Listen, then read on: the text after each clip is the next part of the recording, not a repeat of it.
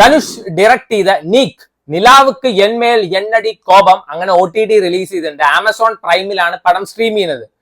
So ഈ സിനിമയ്ക്ക് ശരിക്കും നീക്ക് എന്നായിരുന്നില്ല ഊക്ക് എന്നായിരുന്നു പേരുണ്ട്. അത്രത്തോളം ഉണ്ട് എടുത്തിട്ട് അലക്കാൻ. സോ ആദ്യം ഈ സിനിമ കാണുമ്പോ നില, അതായത് ചന്ദ്രനും ഈ ചെറുക്കനും തമ്മിൽ എന്താ പ്രശ്നം ഞാൻ അങ്ങനെ ആലോചിച്ചിട്ടുണ്ടായിരുന്നു.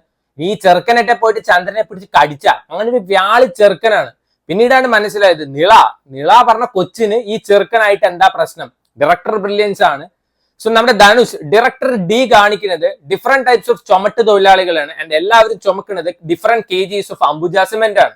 ആദ്യം നമ്മുടെ പ്രിയ പ്രകാശ് വാര്യർ, കുറെ പേര് പറയണ്ടായിരുന്നു she is not just a wink, she is a കിഡിലൻ ആക്ടർ എന്നൊക്കെ. അന്ന് ഞാനും പറഞ്ഞിട്ടായിരുന്നു ആ കൊച്ചിനൊരു സന്തോഷമാവട്ടെ പറഞ്ഞിട്ട്.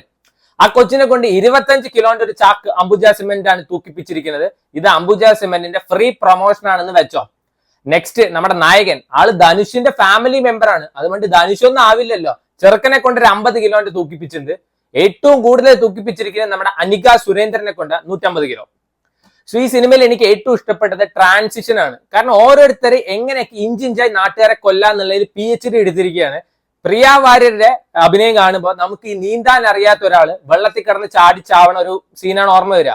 എങ്ങനെയൊക്കെ കൈയിട്ടടിച്ച് പ്രിയ പ്രകാശ് വാര്യർന്ന് നേരെ നീന്തി ചെല്ലുന്നത് അനിക സുരേന്ദ്രന്റെ അടുത്തേക്കാണ്. ആ കൊച്ചാണ് വെച്ചൊരു ബർമൂഡ ട്രയാങ്കിൾ ആണ്. ചുഴിയിൽപ്പെട്ടു, തീർന്നു.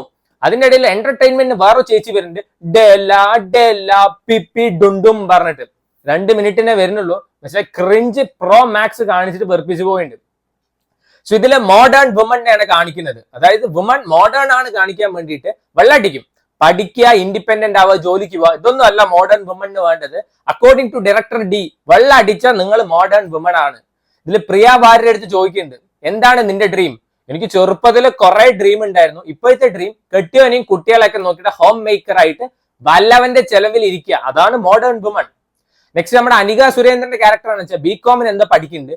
ആ കൊച്ചു പഠിക്കുമ്പോൾ തന്നെ എത്രയും വേണം പെണ്ണ് കെട്ടണം, പിന്നെ കുറെ തിന്നണം, അങ്ങനെ ഒരു തീറ്റ പണ്ടാറായിട്ടുള്ള ഒരു ക്യാരക്ടറാണ്. തന്തയുടെ പൈസയും കൊണ്ട് ജീവിക്കണം. ഒരാൾ തട്ടിപ്പോയാൽ കൂടി അവിടെ ചെന്ന് ചാറ് വിളിച്ച് പറയുന്ന ഒരു ക്യാരക്ടറാണ് നമ്മുടെ അനിക സുരേന്ദ്രന്റെ. സോ ഇതില് മാത്യൂസിന്റെ ക്യാരക്ടർ വേണ്ട ഒരു ചൊറിയും പുഴു എന്നൊക്കെ പറയാം. ഈ ചെറുക്കനാണ് വെച്ചാൽ ഈ പൂച്ച മത്തിത്തല കണ്ട പോലെയാണ്. ഏതെങ്കിലും ഒരു പെണ്ണിനെ കണ്ടു കഴിഞ്ഞാൽ അപ്പൊ ലവ് അറ്റ് ഫസ്റ്റ് ആയിട്ടാണ്. ഇതില് ലവ് സീൻസ് ഒക്കെ ഭയങ്കര ക്രിഞ്ച് എന്ന് വേണമെങ്കിൽ പറയാം, തൊല്ലി ഉരിഞ്ഞു പോകും.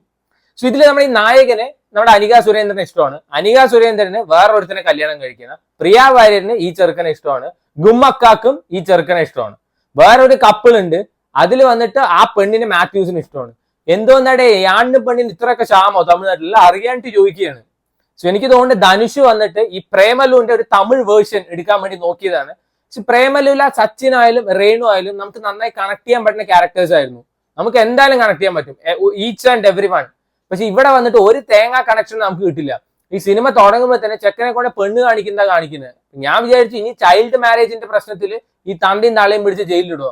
ഒട്ടും മെച്യൂരിറ്റി കണ്ട സ്കൂളിൽ പഠിക്കുന്ന പിള്ളേരായിട്ടാണ് തോന്നുക. ഒരുത്തൻ ഷെഫ്, വേറെ ഒരുത്തേക്ക് എക്സ്ട്രീം ലെവൽ മെച്യൂരിറ്റി ഉള്ള പോലെ കാണിക്കുന്നുണ്ട്. ഒന്നും മനസ്സിലാവുന്നില്ല. ഈ ധനുഷ് VIP കാണിക്കുന്ന പോലെ കുറച്ച് ഡയലോഗ്സ് ഒക്കെ ഉണ്ട്. അത് ധനുഷ് വന്ന് പറഞ്ഞ ആ ഒരു ഇമ്പാക്ട് ഉണ്ടാവും. ഈ ചെറുക്കൻ പറഞ്ഞതിന് എന്തെങ്കിലും ഒരു ഇമ്പാക്ട് ഉണ്ടാവുമോ? വൺസ് നമുക്കൊരു ഇമോഷണൽ കണക്ഷൻ ഒരു റൊമാൻസ് മൂവിയിൽ കിട്ടിക്കഴിഞ്ഞു വെച്ചാൽ ആ പടം ഹിറ്റാണ്. അത് കിട്ടിയില്ല വെച്ചാൽ പടം ഫ്ലോപ്പ് തന്നെയാണ്. അത് തന്നെയാണ് നീക്കിനെ പറ്റിയും പറയാനുള്ളത്. VIP പോലത്തെ ഒരു വീട് കൊടുത്തിട്ട്, അതായത് VIP സിനിമയിൽ കാണിക്കുന്ന പോലെ വീട് കൊടുത്തിട്ട് ധനുഷിന്റെ അമ്മയെ അഭിനയിച്ച ആ സ്ത്രീയെ പിടിച്ച് ഇവിടെയും കൊണ്ടുവന്നു കഴിഞ്ഞാൽ പടം ഹിറ്റാവൊന്നുമില്ല. And at the last love is in the air പറഞ്ഞിട്ട് ഒരു പാർട്ട് 2 വേറെ, അത് അതിലേറെ അൺസഹിക്കബിൾ. സോ നിങ്ങൾക്ക് സമയം ഉണ്ടെങ്കിൽ കണ്ടു നോക്കുക, ആമസോൺ പ്രൈമിൽ അവൈലബിൾ ആണ്.